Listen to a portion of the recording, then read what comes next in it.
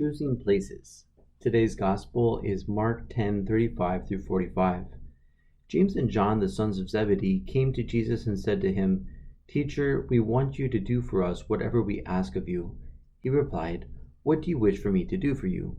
They answered him, "Grant that in your glory we may sit, one at your right and the other at your left." Jesus said to them, "You do not know what you are asking. Can you drink the cup that I drink, or be baptized with the baptism with which I am baptized?" They said to him, "We can." Jesus said to them, "The cup that I drink, you will drink, and with the baptism with which I am baptized, you will be baptized. But to sit at my right or at my left is not mine to give, but is for those for whom it has been prepared." When the 10 heard this, they became indignant at James and John. Jesus summoned them and said to them, "You know that those who are recognized as rulers over the Gentiles lord it over them, and their great ones make their authority over them felt. But it shall not be so among you. Rather, whoever wishes to be great among you will be your servant. Whoever wishes to be first among you will be the slave of all. For the Son of Man did not come to be served, but to serve and to give his life as a ransom for many." The Gospel of the Lord. Praise to you, Lord Jesus Christ. Choosing places. What happens when we go to a house for dinner as guests? Arriving at the dining room, we probably wait for someone to seat us. There may be traditions in the family that we want to respect. It can be considered rude to just sit down without any consideration for what the host wanted. Some hosts will have planned everything out carefully to mix guests or to avoid awkward and unpleasant situations. In Jesus' time, places at a table were much more important.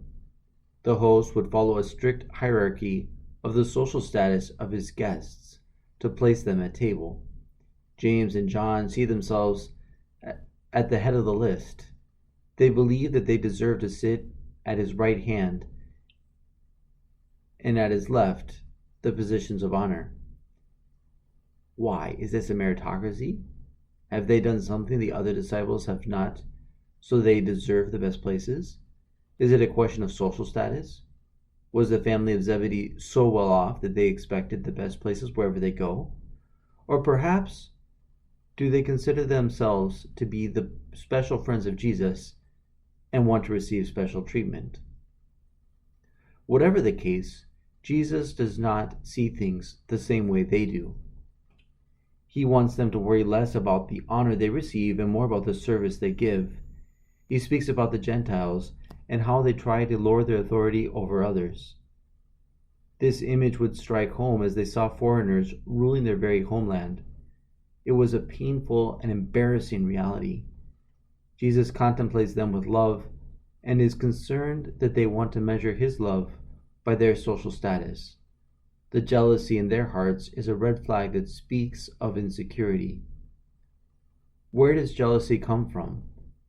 It seems to come from a place of hurt and insecurity. James and John want affirmation from Jesus to soothe their wounded souls. Jesus wants them to move beyond their fears into a place of love. If they love Jesus and know they are loved by him, their places at table cease to be important. They know that they live in his love, and that is enough for them. How are we oversensitive about our relationships? Where does jealousy or envy crop up? We can learn to put all this at rest when we learn to place love in our hearts instead of insecurity. Instead of allowing anxiety to take over our life, we should remember the great love that God has for us. Pray to God that he may fill your heart with love and peace, giving you strength to face the challenges of this week. Have a great day. God bless.